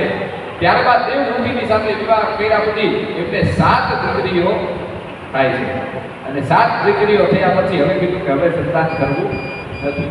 એટલે કર્દમ ઋષિએ દેવહૂતિ માતા એમને પ્રાર્થના કરે છે કે હે પતિદેવ, આ 7 દીકરીઓ તો કાલે પરણી જશે, પછી મારું ધ્યાન રાખવા વાળું કોણ? એટલે કર્દમ ઋષિએ કીધું કે જાઓ, હું તમને એક દીકરો આપું છું, પણ દીકરો થઈ જાય એટલે હું આ ઘર છોડીને જતો રહીશ. કીધું કાંઈ વાંધો નહીં, હું એ દીકરાને આશરે રહીશ, પણ મને એક એવો દીકરો જોઈએ જે અત્યંત તેજસ્વી હોય. કર્દમ ઋષિ એ સાથે ભક્તિમય પરાયણ થવાથી એક સુંદર દીકરાનો જન્મ થયો જે સ્વયં નારાયણનો અંશ હતો, જેનું નામ કર્દમ ઋષિએ રાખ્યું બોલે કપિલ નારાયણ ભગવાન કી જય. એ કપિલ નારાયણ નાનપણથી એમના પિતાની પાસે આ સાંખ્ય આદિ યોગનું જ્ઞાન એમને હતું. એમના પિતા પાસેથી આ બધા સંસ્કાર મળી ગયા, જાત કર્મ યજ્ઞોપવિત આ બધા સંસ્કાર થઈ ગયા. એટલે કર્દમ ઋષિ એમને મૂકીને જતા રહ્યા. હવે આ બાજુ માતા દેવહૂતિ એને ખૂબ જ દુઃખ થયું કે આ કર્દમ ઋષિ એમને છોડીને જતા રહ્યા. એટલે દેવહૂતિ એ કપિલને આસન પર બેસાડે છે. હાલનું આજનું સિદ્ધપુર એ શ્રી સ્થળ તરીકે કહેવાય છે. એ જ કપિલ મહારાજની જન્મસ્થળી છે. ત્યાં જ કપિલ નારાયણનો જન્મ થયો હતો અને ત્યાં જ એ વટની નીચે બેસી અને કપિલ ભગવાન એ માતા દેવહૂતિને સાંખ્ય યોગનું જ્ઞાન આપે છે. માતા દેવહૂતિ કહે છે કે મારે હવે ભગવાનને પ્રાપ્ત કરવા હોય તો શું કરવું જોઈએ?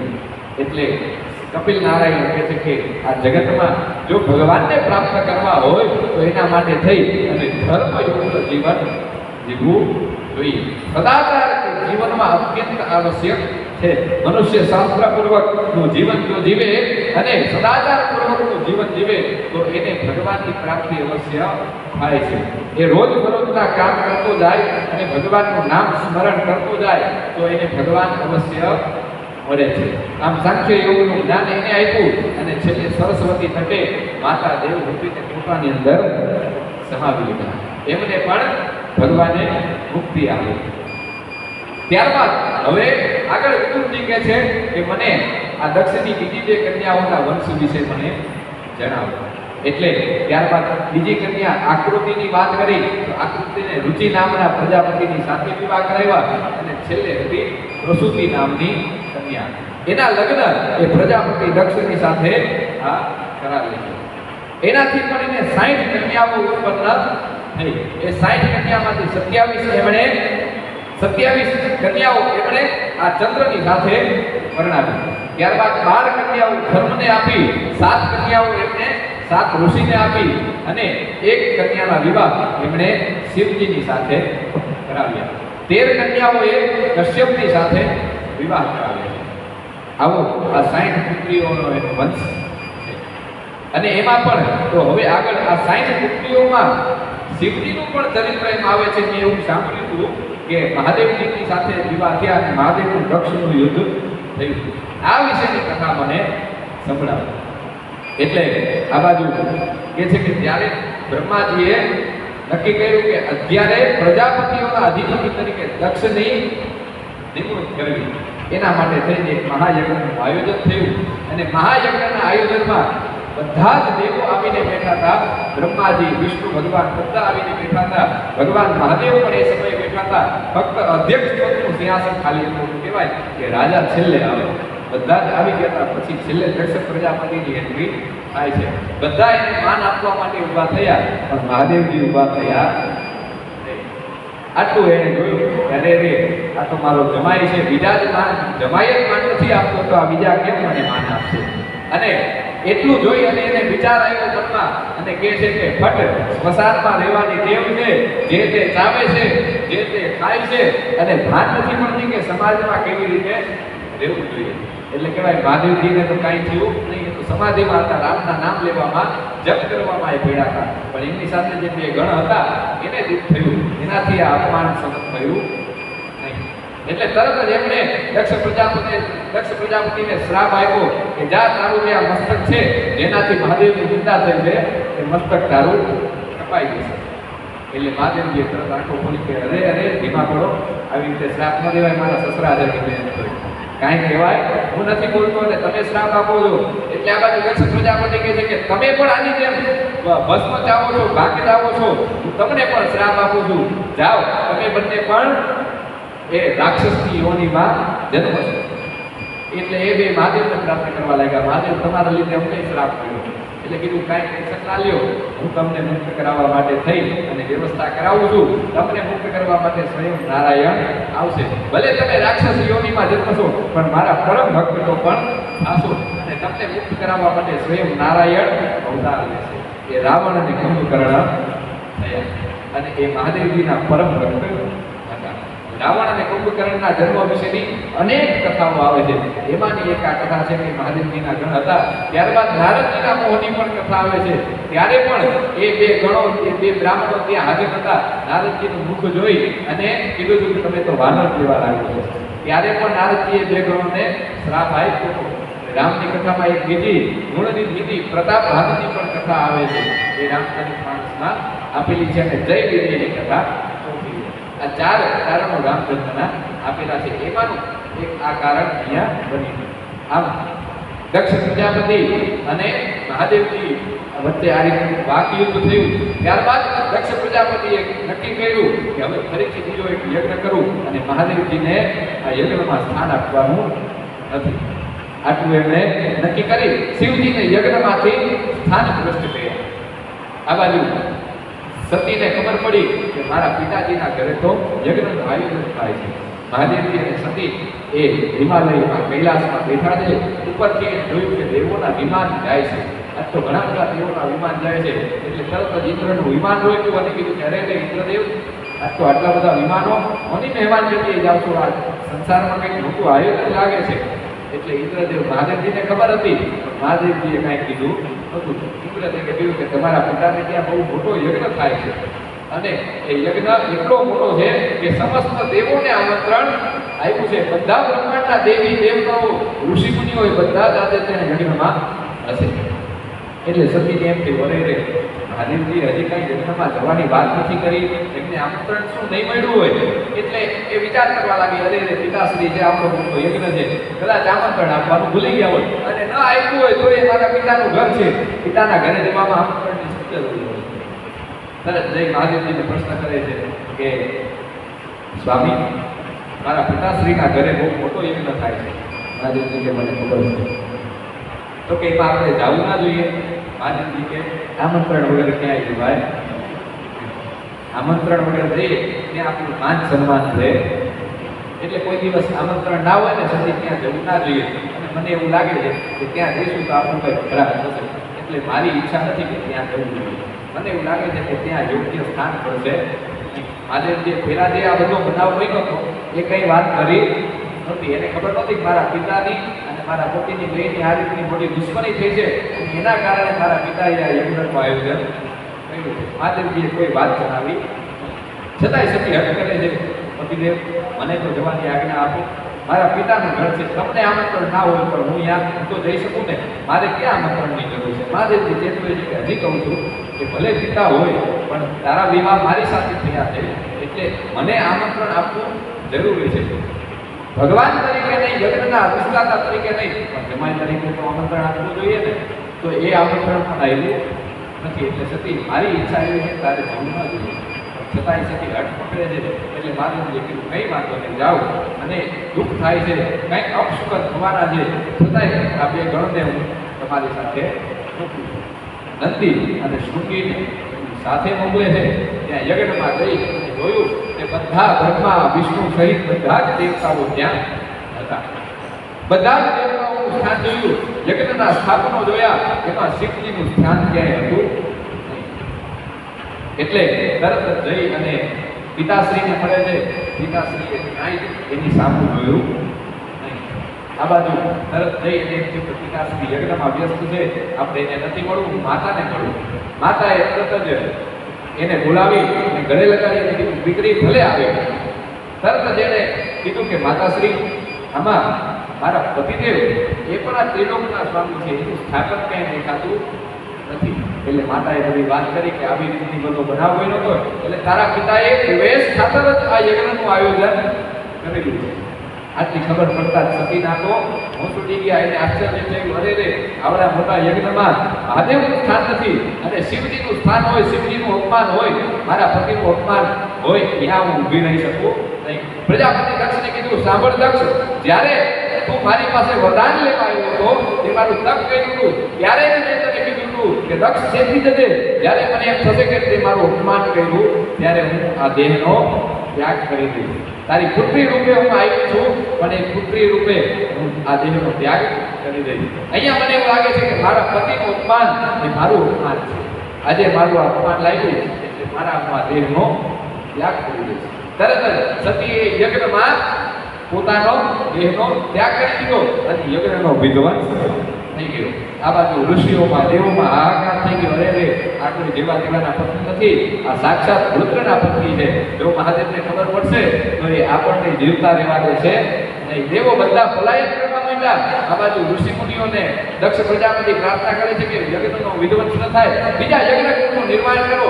ભલે તારી દીકરી એનો દેહ ત્યાગ કરી દીધો, પણ આપણે અહીંયા યજ્ઞ કરવાનો છે. એ યજ્ઞમાં એક દધીચી નામના ઋષિ હતા અને પીપળા હતા. એને કીધું, દધીચી ઋષિ હતા, એને કીધું કે હવે આ યજ્ઞમાં રહેવાય નહીં. એ પરમ શિવ ભક્ત હતા, એને યજ્ઞનો ત્યાગ કર્યો. પેલા ચીંત્યા હતા કે હજી ચીંતી જાવ, આ યજ્ઞની માફી મહાદેવની પાસે માગી લો, પણ માગતા નથી. બીજા ઋષિમુનિઓ બેસી રહ્યા. આ બાજુ નંદી અને શૃંગીથી જોવાયું કે એને ખબર પડી કે અરે રે, માતાજીએ તો પોતાના દેહનો ત્યાગ કર્યો. તરત જ એ મહાદેવજીને કૈલાસમાં જઈ અને સમાચાર આપ્યા કે પિતાશ્રી, માતાએ આવી રીતે પોતાના દેહનો ત્યાગ કર્યો છે. મહાદેવજીને અત્યંત ક્રોધ આવ્યો અને જટા ખોલી અને એમાંથી બે ગણ ઉત્પન્ન કર્યા. ભદ્રકાલી અને વીરભદ્રની ઉત્પત્તિ એમાંથી થઈ. અને ભદ્રકાલી વીરભદ્રને આજ્ઞા કરી કે જાઓ, તમે જઈ દક્ષના યજ્ઞને વિધ્વંસ કરો. એમાંથી કોઈ પણ વ્યક્તિ જીવતો હોવો જોઈએ નહીં, કોઈને જીવતા ના રાખતા. જે દેવતા એને તમારે સંપન્ન કરી દેવાના, એને યજ્ઞમાં આહુતિ આપી દેવાની. આમ વીરભદ્ર અને મહાકાલી એ બંને મારી નાખો કરી આખી સેના લઈને લઈ આવ્યા. આ દક્ષના યજ્ઞમાં આવી અને ખબર પડી નારાયણને કે અરે રે, આ તો સ્વયં મહાદેવના જ બે અંશ, મહાદેવ જેવા જ ગુણવાળા છે. એટલે નારાયણ પણ ત્યાંથી વૈકુંઠમાં જતા રહ્યા. બ્રહ્માજીને એમ થયું કે મારે તો રહેવું પડશે, આ મારો દીકરો છે, જો આને કંઈક થશે તો મારે જ એને ઠારવો પડશે. એટલે બ્રહ્માજી ત્યાં રહ્યા. આ બાજુ વીરભદ્રને ભદ્રકાલીએ હાહાકાર કરી દીધો. ઋષિ મુનિઓને અને જે બીજા આવ્યા હતા બધાને પકડી અને યજ્ઞમાં હોમવા લાગ્યા. એકની એમની તલવાર લઈને ભાથા ચાલવા લાગ્યા. કોઈકના મસ્તક કપાય, કોઈકના હાથ પગ કપાય અને આખા યજ્ઞનું ધનોત એમણે મારી દીધું. છેલ્લે જ્યારે વૈદ્યુતું છેલ્લે દક્ષ પ્રજાપતિની પાસે ગયા અને વીરભદ્રએ પોતાના ખડગ વડે એ દક્ષનું મસ્તક કાપી દીધું.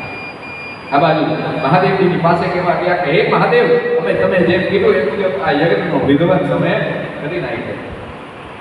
બ્રહ્માજી સહિત નારાયણના ચરણે દક્ષની પત્ની ગઈ અને એમને પ્રાર્થના કરવા લાગી કે હે પ્રજાપિતા, હે નારાયણ, મારા પતિની રક્ષા કરો, એને સજીવન કરો. એ બધા જ પ્રજાપતિઓના અધ્યક્ષ છે, એનો જે અપરાધ છે એ ક્ષમા કરો. એટલે નારાયણ બ્રહ્માએ કીધું કે હવે જે મહાદેવના ગણોથી જેનું મૃત્યુ થાય એને મહાદેવ સિવાય કોઈ જીવતા કરી શકે નહીં. એને મહાદેવ સિવાય જીવન કરવાની કોઈની તાકાત છે નહીં. એમાંય આ વીરભદ્ર અને ભદ્રકાલી એ સાક્ષાત શિવ અને શક્તિ પોતે જ કે વીરભદ્ર એ ભૈરવનું સ્વરૂપ છે અને મહાકાલી એ સ્વયં મહાકાલિકા સ્વયં શક્તિનો અંશ છે. એનાથી કોઈનું મૃત્યુ થાય એટલે કોઈ જીવતો રહે. નારાયણે કીધું કે હવે મહાદેવને પ્રાર્થના કરો. આ બાજુ પ્રસૂતિથી લઈ અને બધા જ બ્રહ્મા નારાયણ અને ઇન્દ્રાદી દેવો એ મહાદેવજીને પ્રાર્થના કરવા લાગ્યા અને શિવજીના નામનો જપ કરવા લાગ્યા. ઓમ નમઃ શિવાય, ઓમ નમઃ શિવાય, હર હર ભોલે નમઃ શિવાય, નમઃ શિવાય, ઓમ નમઃ શિવાય, હર હર ભોલે નમઃ શિવાય, નમઃ શિવાય, ઓમ નમઃ શિવાય, હર હર ભોલે નમઃ શિવાય, નમઃ શિવાય, ઓમ નમઃ શિવાય, હર હર ભોલે નમઃ શિવાય, નમઃ શિવાય, ઓમ નમઃ શિવાય, હર હર ભોલે નમઃ શિવાય, નમઃ શિવાય, ઓમ નમઃ શિવાય,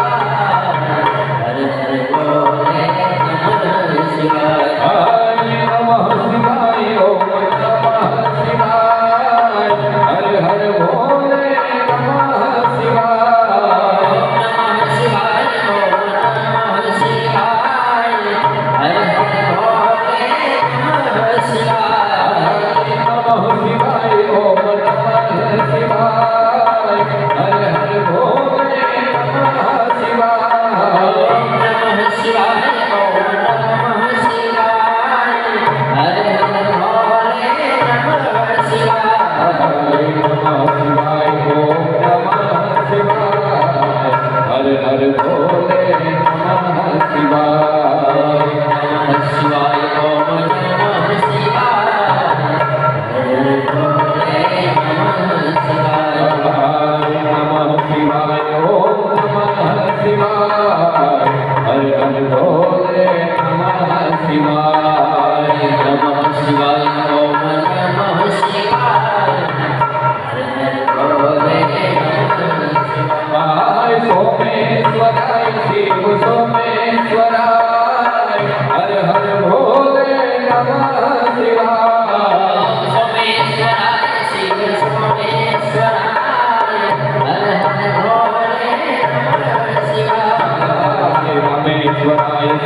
સોમેશ્વરાય, હર હર ભોલે નમઃ શિવાય, રામેશ્વરાય, શિવ રામેશ્વરાય, હર હર ભોલે નમઃ શિવાય, રામેશ્વરાય, શિવ રામેશ્વરાય, હર હર ભોલે નમઃ શિવાય, નમઃ શિવાય, ઓમ નમઃ શિવાય, હર હર ભોલે નમઃ શિવાય, નમઃ શિવાય, ઓમ નમઃ શિવાય, હર હર ભોલે નમઃ શિવાય, નમઃ શિવાય, ઓમ નમઃ શિવાય, હર હર ભોલે નમઃ શિવાય, નમઃ શિવાય, ઓમ નમઃ શિવાય, હર હર ભોલે નમઃ શિવાય.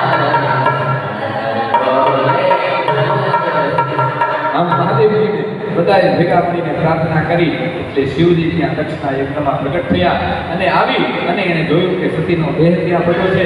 સતીના દેહને યજ્ઞ કુંડમાંથી બહાર લાવી અને પોતે વૈરાગ્યમય મુદ્રામાં ત્યાં નીકળવા જાય છે એ પહેલા એને પ્રાર્થના કરે છે કે હે મહાદેવ, અમારા પતિદેવને સજીવન તમે કેવી રીતે કરશો? જે મહાદેવજીએ કીધું એક કામ કરો, અહીંથી આગળ જાઓ, જે કોઈ પણ પેલું પશુ મળે, જે કોઈ પણ પેલું વ્યક્તિ મળે એનું મસ્તક કાપી અને આના શરીર ઉપર લગાડજો, કેમ કે જે મસ્તક મારા ત્રિશુળથી કપાયું છે એ ફરીથી જોડી શકાશે નહીં. એટલે ફરીથી બીજું જે કોઈ પણ પ્રાણી મળે, મનુષ્ય મળે, એનું મસ્તક કાપી અને આના મુખ ઉપર, આના શરીર ઉપર લગાવજો, એટલે ફરીથી બ્રહ્માજીને હું મંત્ર આપું છું, બ્રહ્માજી એને સજીવન કરી દેશે. આટલું કહી મહાદેવજી સતીના શરીરને લઈ અને ત્યાંથી નીકળી ગયા. આ બાજુ નારાયણ પોતે એ જાય છે, એને આજ્ઞા કરી એમના દૂતોને એને કીધું કે તમે જાઓ, અહીંથી પહેલું જે કોઈ પણ પશુ મળે એને લઈને આવો. સુદર્શનને આજ્ઞા કરી, સુદર્શન તરત જ ગયું અને પેલો જ બકરો સામે મળ્યો. બકરો સામે મળ્યો એટલે બકરાનું મસ્તક કાપી નાખ્યું અને બકરાનું મસ્તક કાપી અને સુદર્શન એ મસ્તકને લઈને આવે છે. બ્રહ્માજી તરત જ એ સુદર્શન ચક્રએ એ મસ્તકને ત્યાં જળ પાસે મૂક્યું. બ્રહ્માજીએ મંત્ર ભણી જળ છાંટ્યું અને દક્ષ પ્રજાપતિને સજીવન કર્યો. દક્ષ પ્રજાપતિ જોવે છે કે મારું માથું જોયું તો ખબર પડી કે અરે આ તો બકરાનું માથું છે. બોલવા જાય છે પણ બોલી શકતો નથી. તરત જ એની પત્નીએ કીધું કે સ્વામી, પેલા જે મસ્તક હતું કે હવે એવું રહ્યું નથી, હવે બોલી શકાશે નહીં, પણ તમે સજીવન થયા એ બહુ મોટી વાત છે. આ મહાદેવજીની કૃપાથી તમે સજીવન થયા છો. દક્ષ પ્રજાપતિ મહાદેવની સ્તુતિ કરવા જાય છે પણ સ્તુતિ કરી શકતો નથી, એટલે બે હાથ આમ લગાવી આ રીતે કરે છે અને મહાદેવજીની વંદના કરે છે. ઘણી જગ્યાએ તમે ઘણાને જોયા છે કે શિવજીની પાસે જઈ આ રીતે જે ગાલ કરતા હોય એ કોના પેઠે મહાદેવજીની સ્તુતિ કરે તો કે સૌથી પહેલી દક્ષ પ્રજાપતિની એની શરૂઆત થઈ. કેમ કે પ્રજાપતિ બોલી શકતો નથી, મુખ એનું વકરાનું. એટલે ત્યારબાદ એ પ્રજાપતિ દક્ષને આ રીતે સુખ આપી અને મહાદેવજી પોતે ત્યાંથી સતીને લઈ નીકળ્યા. નારાયણે વિચાર કર્યો કે આ મહાદેવજી આમ જ વૈરાગ્યમય રહેશે તો આ સંસારનું સંતુલન બગડી જશે. નારાયણે ફરીથી સુદર્શન ચક્ર છોડ્યું અને સતીના શરીરના 51 ભાગ પડી ગયા. એ 51 ભાગ જ્યાં જ્યાં પડ્યા ત્યાં એક એક શક્તિપીઠનું નિર્માણ થયું. એટલે આ શક્તિપીઠોમાં મહાદેવજીએ તરત જ કીધું કે અરે રે આ મારી સતીનું શરીર ક્યાં ગયું? એને ખબર પડી કે નારાયણે શરીરનું ટુકડા કરી નાખ્યા છે. ત્યાં મહાદેવજીએ કીધું કે જાઓ ભૈરવ, તમારે આ જ્યાં જ્યાં ટુકડા પડ્યા છે એ ટુકડાનું રક્ષણ તમારે કરવાનું છે, એ સ્થાનનું રક્ષણ તમારે કરવાનું છે. 51 ભૈરવની આજ્ઞા કરી દીધી. એટલે 51 ભૈરવ એ દરેક શક્તિપીઠમાં સ્થાપિત થઈ ગયા. એ દરેક શક્તિપીઠની અને ત્યાંના ઉપાસકોની રક્ષા કરવાનું દાયિત્વ ત્યાંના ભૈરવ છે. તમારા કુળદેવી હોય તો એની સાથે પણ એક ભૈરવ હોયને હોય જ. તમે માતાજીને પ્રાર્થના કરો એટલે રાજા પોતે પેલા લડવા જાય નહીં. રાજા કોને કામ સોંપે? એના સેનાપતિને જ કામ સોંપે. તમે કામ રાજાને અરજી કરી હોય એટલે રાજા પોતે યુદ્ધ કરવા જાય. રાજા એના સેનાપતિ જ કામ સોંપે કે તારે આને કામ આ કરવાનું છે. તમે તમારા કુળદેવીને પ્રાર્થના કરો એટલે કામ કોણ કરે? એ ભૈરવ કામ કરે. ભૈરવનો મહિમા તો આપણે શિવ મહાપુરાણમાં પણ બહુ વખત કીધું છે કે ભૈરવ મહારાજ એ કાશિકાપુરા દિનાથ કાલ ભૈરવ જે કાશી નગરીના રાજા એ ભૈરવ મહારાજ છે. અવંતિકા નગરીના રાજા પણ ભૈરવ મહારાજ છે. એનું નામ સ્મરણ 8મ 9મ 14 આ 3 દિનની તિથિ છે. આ 3 તિથિ અને બીજો વાર એનો ગુરુવાર છે. આ 4 દિવસમાં એના ભૈરવાષ્ટકનો પાઠ તમે કરો એટલે તમારી ઉપર કોઈ જાતનું સંકટ આવી શકતું નથી. આવો ભૈરવ મહારાજનો મહિમા છે. ત્યારબાદ ભગવાન શિવે આ રીતે 51 શક્તિપીઠમાં ભૈરવોની સ્થાપના કરી અને આટલું કરી અને ભગવાન પોતે અનેક લાંબા કાળ માટે થઈને તપમાં જતા રહ્યા. હવે એ વિચાર કરી તો હવે મારે વિવાહ કરવાના હતા નથી. આ એકવાર વિવાહ કર્યો ને આ બધું ભોગવવું પડ્યું, હવે મારે વિવાહ કરવા નથી. આ બાજુ વિષ્ણુજીએ કીધું કે હવે આ મનુ અને શત્રુપાના બીજા જે 2 પુત્રો થયા પ્રિયવ્રત અને ઉત્તાનપાદ, એના વિશેની કથા મને જણાવો. એટલે વિદુરજીએ કીધું કે પ્રિયવ્રત અને ઉત્તાનપાદ એની કથા હું આવતીકાલે કહીશ. આજની કથાને અહીંયા વિરામ આપી. આવતીકાલે આ ઉત્તાનપાદનું અને ધ્રુવનું ચરિત્ર આપણે અહીંયા લેવાનું છે. ધ્રુવના ચરિત્ર બાદ આપણે આગળના વેન પૃથ્વીની કથા આ બધું જ આપણે આવશે. પૃથ્વીરાજાનો અવતાર આવશે, વેનનો અવતાર આવશે અને ભગવાન યજ્ઞનારાયણનો અવતાર એની કથા આપણે કરીશું. આજની કથાને વિરામ આપીએ. એક મિનિટ નામ સ્મરણ કરી લઈએ. શ્રીમદ નારાયણ નારાયણ હરિ હરિ હરિ શ્રીમદ નારાયણ હરિ હરિ हे तेरी महिमा सबसे न्यारी न्यारी हरे हरे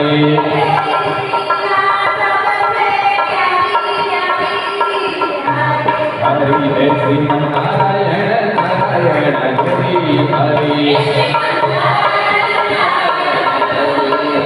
हे लक्ष्मी नारायण नारायण हरि हरि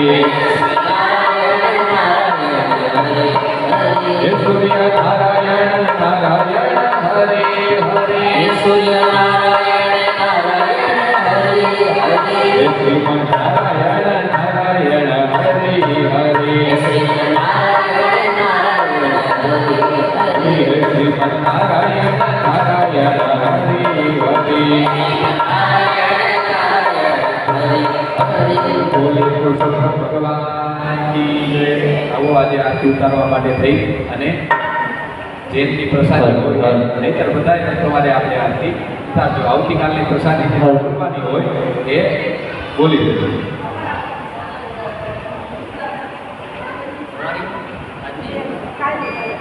ઓકે આવતીકાલની પ્રસાદી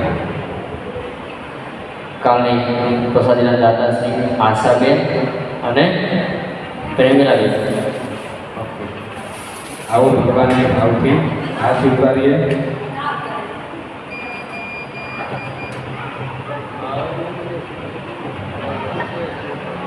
બોલીએ કૃષ્ણ કનૈયાની જય.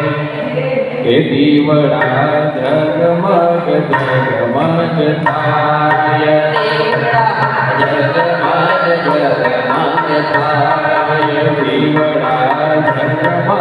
જગમગ થાય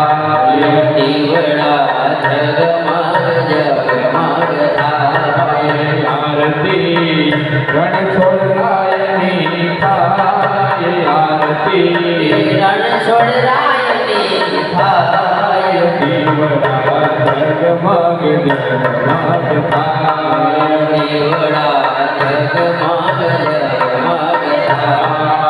આરતી રામજી મંદિરમાં થાય રામજી મંદિરમાં દીવડા જગમગ જગમગ થાય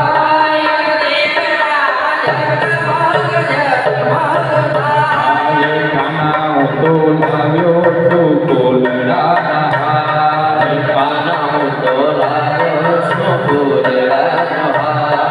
કાના તું તો એ કોઈ આનંદ થાય વાલા તમે કેવો તો આનંદ થાય દીવડા જગમગ જગમગ થાય દીવડા જગમગ જગમગ થાય ભાલા હું તો લાવ્યો છું વસ્ત્રની જોડ વાલા તો લાગ્યો છો વસ્ત્રની જોડ ભાલા તું તો એ કોઈ આનંદ થાય વાલા તમે પહેરો તો આનંદ થાય દીવડા જગમગ જગમગ થાય દીવડા જગમગ જગમગ થાય ભક્તો કાનાની આરતી ગાય ભક્તો વાલાની આરતી ગાય ભક્તોને દર્શન આપો તો હરખાય ભક્તોને દર્શન આપો તો હરે થાય દીવડા જગમગ જગમગ થાય ભલા તો લાવ્યો છું ભોજન થાય વાલા બોલાયો છો ભોજન થાય કાના તમે રમો તો આનંદ થાય ખાના તમે જમો તો આનંદ થાય દીવડા જગમગ જગમગ થાય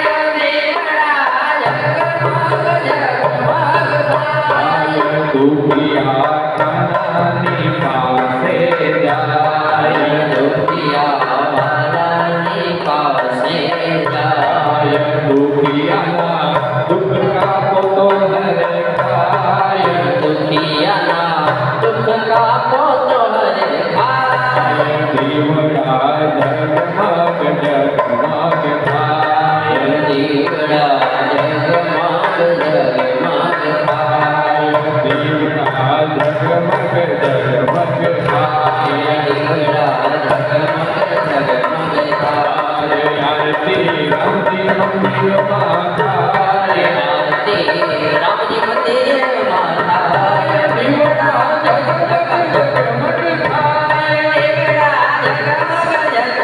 થાય હે કાનન ચતુરાનન પંચાનન રાજે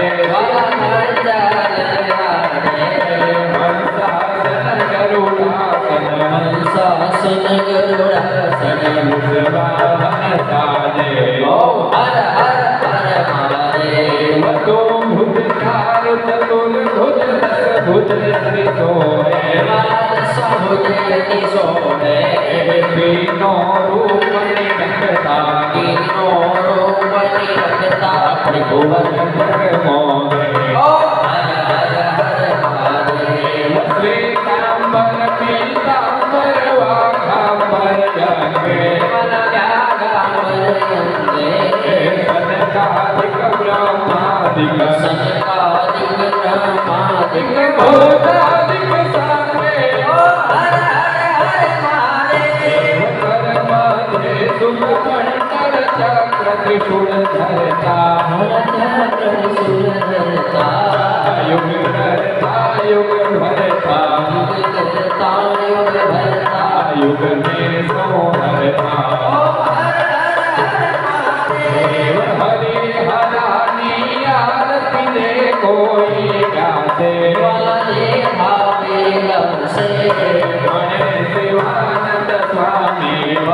શિવાનંદ સ્વામી સુખ સંપત્તિ દાસે હરે ઘોડા મહાદેવ દુઃખ હરસે ઓમ જય કાના કાળા પ્રભુ જય કાના કાળા મીઠી મોરલી વાળા રાધે ના પ્યારા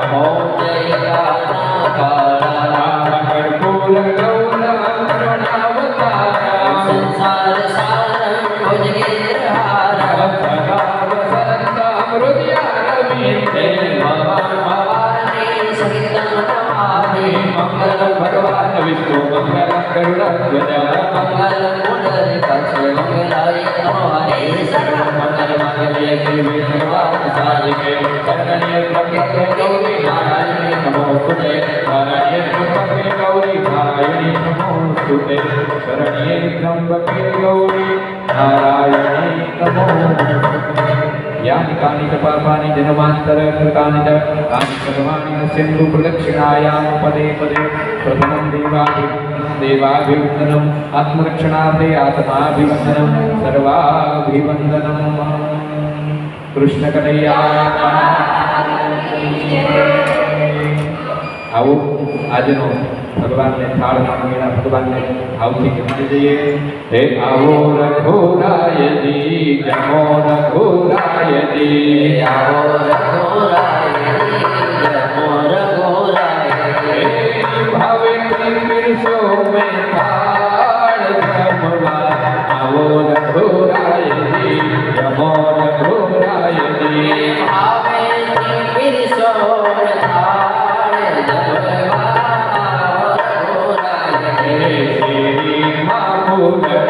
ક્યાંથી પધરાવો શ્રી મહાપુરા ક્યાંથી બોલાવો ફૂલ કેળા હારવાના ક્યાંથી હું લાવો ફૂલ કેળા હારવાના ક્યાંથી બોલાવો હે હૈયો મારો ફૂલડાનો હાર જમવા આવો રઘુરાયજી જમો રઘુરાયજી આવો રઘુરાયજી જમો રઘુરાયજી ભાત રે ભાતના ભોજન બનાવો ભાત રે ભાતના ભોજન બનાવો કેવાય મીઠાઈ વાલા ક્યાંથી હું લાવો કેવા મીઠાઈ વાલા ક્યાંથી બોલાવો હે હું છું ગરીબ તારો દાસ જમવા આવો રઘુરાયજી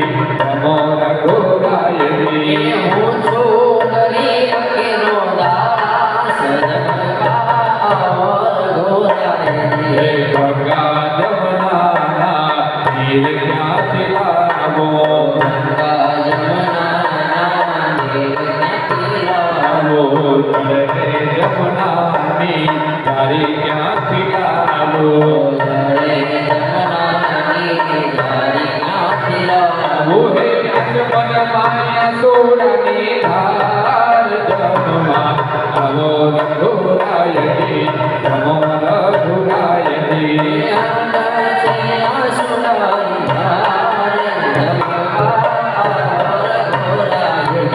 મુખવા શરીરજી ક્યાંથી હું લાવો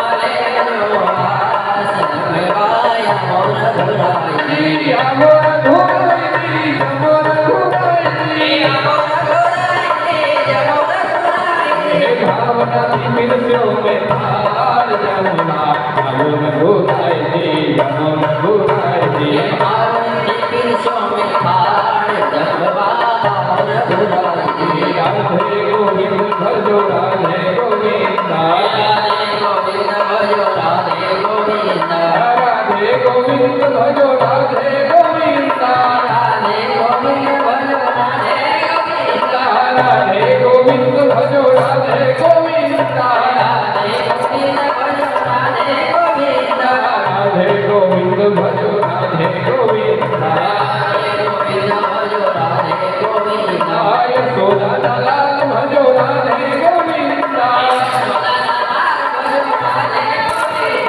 દેવકીના લાલ ભજો રાધે ગોવિંદા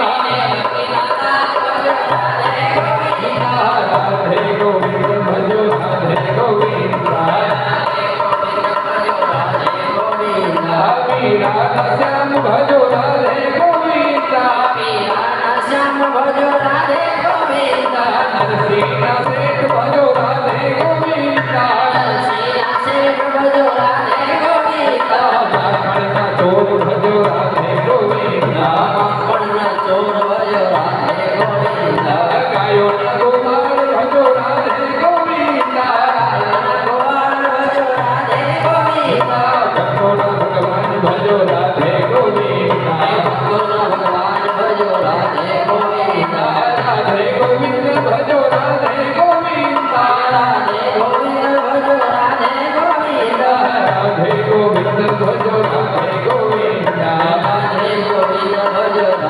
ગોવિંદા સબકો ઘોડા તમારી ધૂન લાગે તારી ધૂન લાગે ઘોડા તારી ધૂન લાગે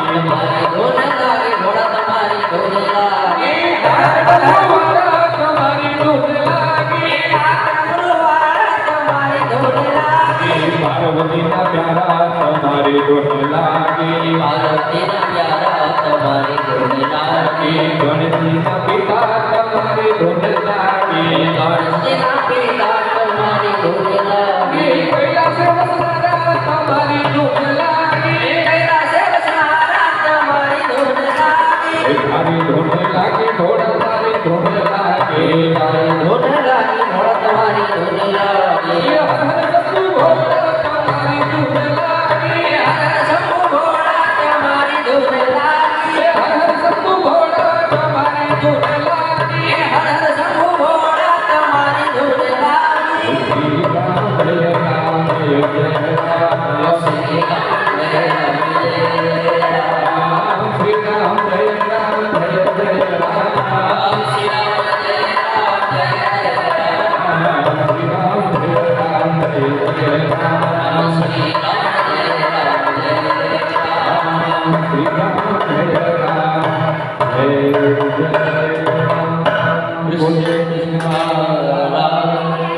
श्री रामचंद्र भगवान श्री उमियामात श्री चंद्रमौलेश्वर महादेव श्री गजानन गणपति महाराज श्री पवन सुत हनुमान जी महाराज श्री सत्य सनातन अपने अपने गुरु महाराज अपने अपने माता पिता की श्री वेद व्यास जी भगवान श्री सुखदेव जी महाराज की श्री गौ माता की हरि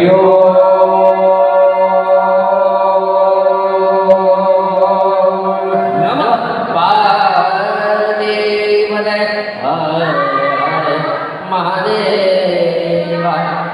આજની કથાને વિરામ આવતીકાલે ધ્રુવના સાથે પાછા મળીશું. કૃષ્ણ કનૈયા